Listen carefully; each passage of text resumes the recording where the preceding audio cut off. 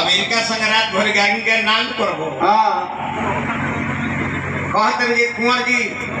कौनो लौंडा रंडी होला ओकरा के बेटी अस माने ले मानी ले कसम सानी मानी ले ये अपन बहन बेटी के रंडी अस माने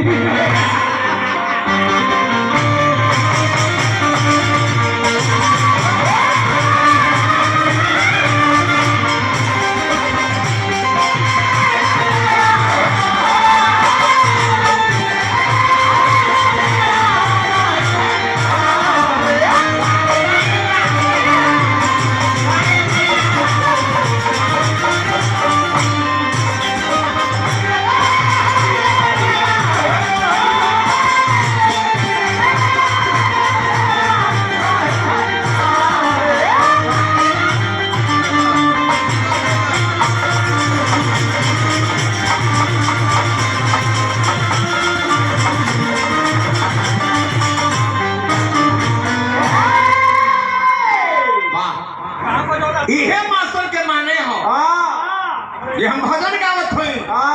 तो भजन ही बजावे काली माई बाड़ी हमारा गांव में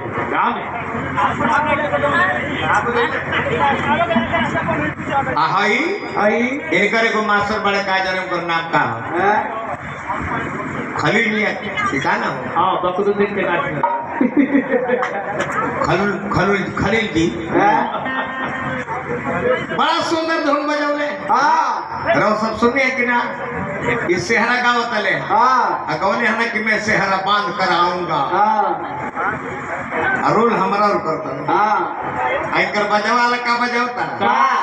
कि हम बने दुख में हमर माल भी है धन्यवाद भाई के प्रणाम करनी है नमस्कार हाँ कोई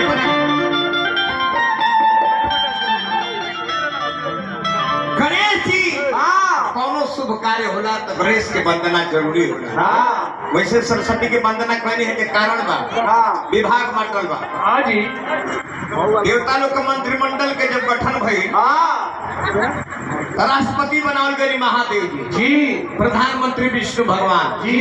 मुख्यमंत्री इंद्र जी सूचना एवं प्रसारण मंत्री नारद बाबा ऊर्जा मंत्री सूरज नारायण जी गृह और उद्योग मंत्री विश्वकर्मा बाबा न्याय मंत्री जमुराज जी महिला के रहे तीन गो महिला के सुरक्षित सीट रहे शिक्षा एवं स्वास्थ्य मंत्री माई सरस्वती जी वित्त एवं वाणिज्य मंत्री माई लक्ष्मी जी रक्षा मंत्री माई दुर्गा जी रेल मंत्री के रहे बाबू जी गणेश चलत रहे गणेश जी गणाध्यक्ष शंकर जी के जितना गण रहे वो गण लोग के अध्यक्ष रहे तो गणाध्यक्ष के वंदना करी जाए ऐसे धोनी अब तक सजेगी जय गणेश मंगल करना विघ्न हरण गणरा एक दंत करिवर वदना सिद्ध करो गाय पूछना तो बनारस के स्वर्गीय बुल्लू भी रही के गाँव में चले भैया भौजी घर में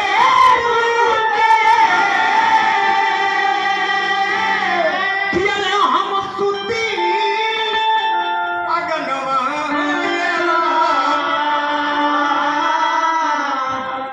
कही देर भौजी भैया से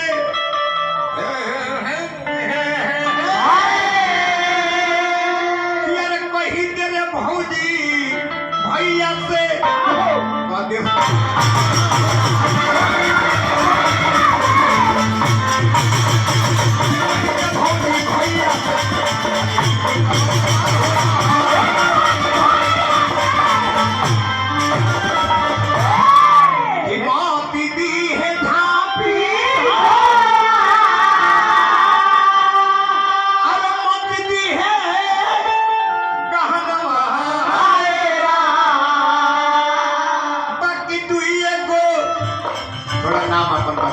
बड़ा रहो भक्त आदमी बाटे हे नारायण जी हे गणेश जी वहां के घर में लक्ष्मी के बाढ़ आई गए बाकी तू ये को चीज हुई रहती है चौकी और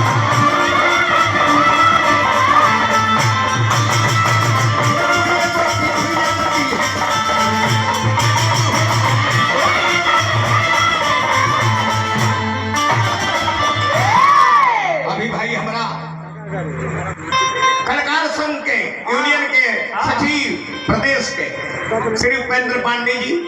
आशीर्वाद स्वरूप 500 रुपया दिली बार बार प्रणाम बा के हृदय में आओ गौरी के लाला